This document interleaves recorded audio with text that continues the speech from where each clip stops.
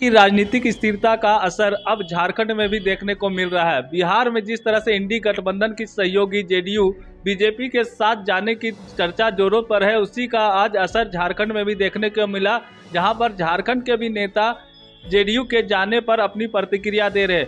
मौके पर क्या कुछ नेताओं ने कहा, आइए आपको सुनाते हैं। देखिए, वहाँ बिहार में जो परिवर्तन की बयार दिख रही है, उसका मूल कारण है कि परिवारवाद अब देश की राजनीति में चलने वाला नहीं है और वो खात्मा की ओर है। और नीतीश कुमार जी हमेशा से उसके विरोधी रहे हैं।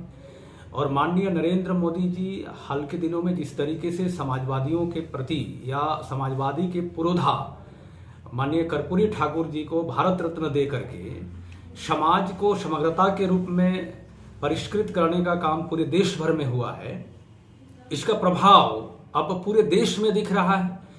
और जो वंशवादी परंपरा राजनीति में जो लोग लेके आ रहे हैं, कांग्रेस पार्टी से लेकर के कुछ क्षेत्रीय पार्टियां, जैसे यहाँ पर झारखंड मुक्ति मोर्चा हो चाहे आरजेडी हो, ये सब पार्टियां का खात्मा होना अब तय है। और मुझे लगता है ये 2024 के चुनाव में इन परिवारवादियों के विचारक जो लोग हैं, जिस विचार को आगे बढ़ाना चाहते हैं, इनका खात्मा होगा और इनके सांसद अगली बार दिखाई नहीं देंगे। पार्लियामेंट में इनको माइक्रोस्कोप लगाने की जरूरत पड़ेगी।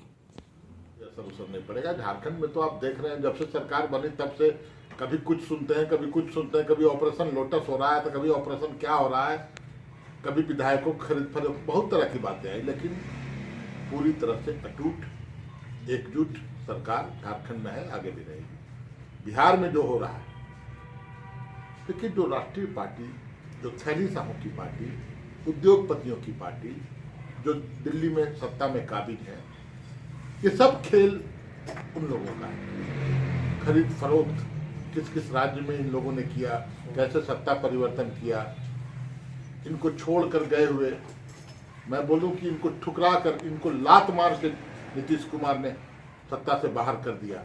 और फिर उसी नीतीश कुमार के साथ गलबहियां की बातें आ रही। तो न कोई नीति है, न कोई सिद्धांत है, न कोई उसूल है, न कोई नैतिकता है। ऐसे लोग किसी हद तक जा सकते हैं। तो देखें, थैली साहों की जीत होती है या जो एक जनादेश है, क्या जनता का जो मूड है उस अनुसार हो।